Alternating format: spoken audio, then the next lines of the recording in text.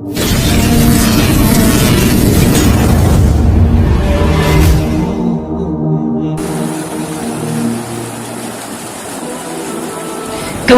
bangun di malam hari, ibadah tahajud, kata Al-Quran, itu memiliki 4 keutamaan. Tambahan yang tadi, memiliki 4 keutamaan lain yang tidak akan pernah diberikan kepada orang yang tidak tahajud, bahkan sekhusyuk apapun sholat yang lainnya. Misal, antum sholat fardunya khusyuk luar biasa, tapi nggak tahajud, nggak akan dapat yang 4 ini. Apa itu? Dibuka di surat Al-Isra, surah ke-17, ayat 79 sampai dengan 81. Mari kita lihat surahnya.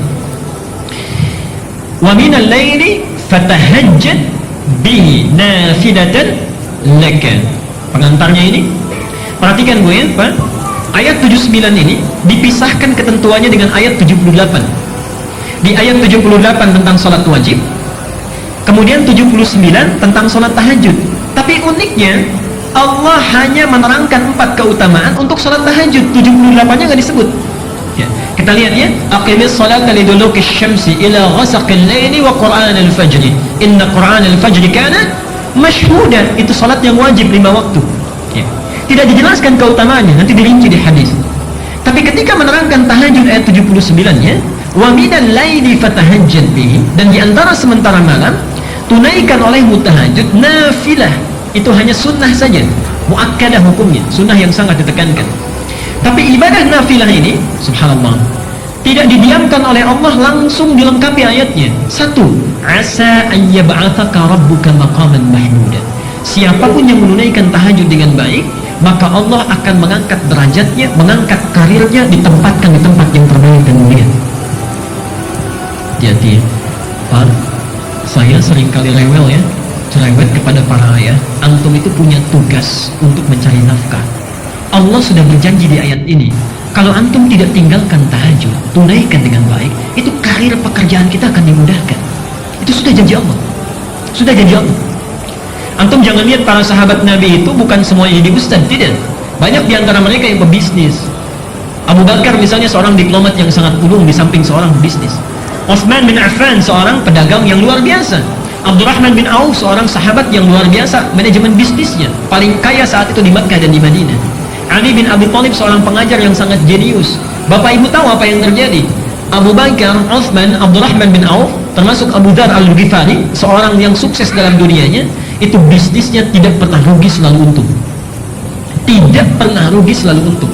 Bahkan Abdurrahman bin Auf cuma punya modal pakaian saja, 3 bulan di Madinah jadi orang nomor 3 paling kaya di Madinah. Nomor 3 paling kaya. Hartanya seperempatnya 80.000 dinar. Modalnya cuma pakaian, 80.000 dinar. Sekarang 1 dinar 2,5 juta. Setengah T kurang lebih dalam 3 bulan. Untanya 10.000 ekor dalam 3 bulan. Subhanallah. 10.000 ekor. Sekarang 1 ekor itu 15 juta paling murah. Ya. Dombanya tak terukur. Setelah 1 tahun, 1 tahun itu jadi orang paling kaya di Madinah yang kapak biasanya terbuat dari emas. Antum 3 bulan sudah dapat apa? Oke, mari kita lihat apa yang terjadi. Mereka sahabat yang sangat sibuk, luar biasa pekerjaannya, dan pergi kemana-mana. Pak, dinasnya itu kemana-mana. Utsman itu kadang dinas ke tempat ini, kadang dinas ke tempat itu, dan sebagainya. Tapi jangankan wajibnya, sunnahnya dikerjakan. Siamnya jalan, tahajudnya jalan, dan sebagainya. Sahabat yang sangat sibuknya luar biasa. Bahkan diantara mereka disebut oleh Rasulullah akan masuk surga tanpa hisab, masih mau tahajud, masih mau menunaikan siam sunnah. Antum, saya, kita semua yang masih belum jelas nasibnya di akhirat, surganya belum jelas, gitu kan? Kemudian ibadahnya juga belum maksimal, dunianya belum tentu tercapai, maka lebih layak kita untuk semakin bersemangat dalam menunaikannya. Jadi pesan saya, kalau antum masih aktif bekerja dimanapun, jangan tinggalkan tahajud. Allah sudah berjanji. Dan kalimatnya asa, bukan la'alla. Dibeda antara asa dengan la'alla. Kalau la'alla itu harus usaha keras dulu, sungguh-sungguh baru dikasih. Asa tidak. Asa selama kita ikhlas, menunaikannya, sekalipun kuantitasnya mungkin sedikit, itu Allah langsung berikan. Allah langsung berikan. Karena itu penaklukan kota Makkah itu tidak menggunakan la'alla, pakai asa. Pakai asa kalimatnya di Quran. Saya teruskan, itu 1. Yang kedua, kita lanjutkan dulu. Allah berjanji akan memudahkan setiap awal aktivitasnya. Bahkan hebatnya tahajud, langsung kita yang diminta oleh Allah. Asa yab'atsaka rabbuka maqaman mahmuda. Kalau engkau bangun tahajud, karirmu, pekerjaanmu akan dimudahkan oleh Allah, ditempatkan di tempat yang terbaik. Kemudian diperintahkan kita waqul, katakan saat tahajud itu, mintakan kepada Allah, Rabbi adkhilni mudkhala sidqin. Duhai Allah, mudahkan setiap aktivitas yang akan saya awali. Di antum kalau punya persoalan, misalnya akan memulai pekerjaan, ibu akan memulai aktivitas, anak akan memulai sekolah, mulai kuliah, bangun malam, ini perintah Allah, katakan di malam harinya, ya Allah, mudahkan setiap saya akan mengawali aktivitas. Janji Allah yang kedua, Allah akan mudahkan setiap aktivitas yang dia lakukan. Yang ketiga, Allah akan lepaskan, bebaskan dia dari segala kesulitan yang sedang dialami.